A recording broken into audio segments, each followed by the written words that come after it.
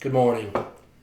Last Sunday I really enjoyed telling you about Russell Aday, the young man, an African American who had been a security guard at Baton Rouge General Hospital and who then went on to go to college, do incredibly well, get accepted to NYU, earn his PhD in molecular oncology, get accepted to Tulane Medical School, and came back. And in his third year, he now has his white coat and he is doing his rotations there at Baton Rouge General Hospital. He's come back.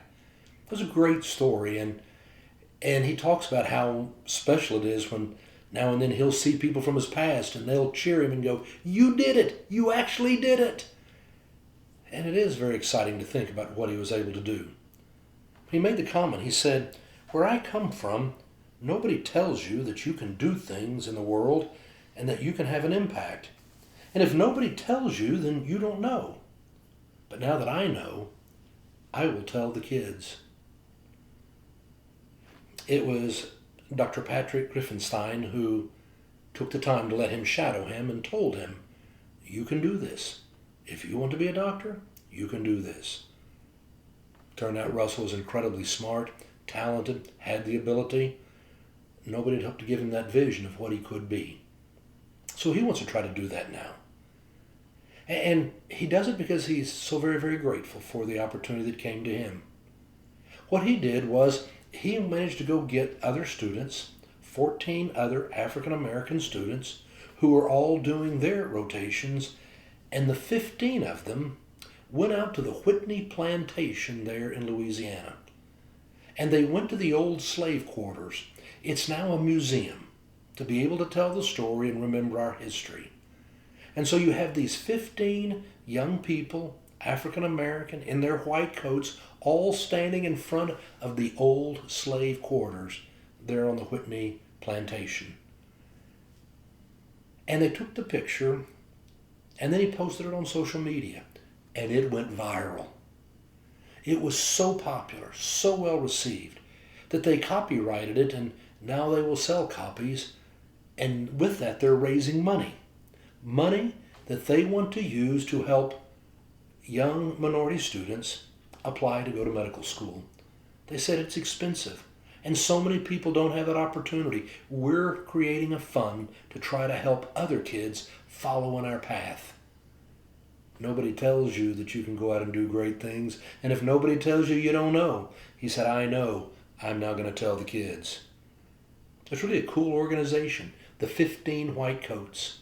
They're doing all kinds of things. They're sending out that picture to lots of schools of minorities so they can put it up in the school and kids can see, what does a doctor look like? He looks like me. He said that's the kind of thing you don't understand. If you never see somebody that looks like you doing that profession or doing those things, you don't understand you can do it. They want to inspire other young minority students to rise up with a dream to be doctors, to be whatever it is they choose that they want to dream.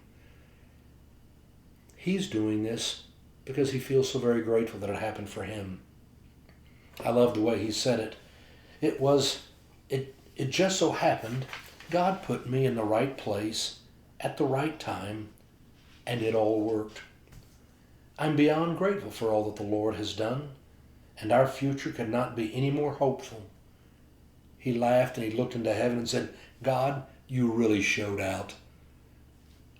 He feels grateful to God and grateful to those who gave him vision, encouraged him along the way. And so it was, I was telling you Sunday about how the day that he came back to the hospital, now with his white coat, coming back as a doctor, he was being interviewed and a person said, "When you showed up, did you have the song playing on, 'Look at Me Now'?" And I told you how I said, "No, I had the song from Gregory Porter playing, 'Take Me to the Alley.'" It was about going to the people who had become lost and were hurting and how he could go and serve. He said, "I can't take this moment to have a lot of pride on my chest. The opportunity to take care of people is a privilege.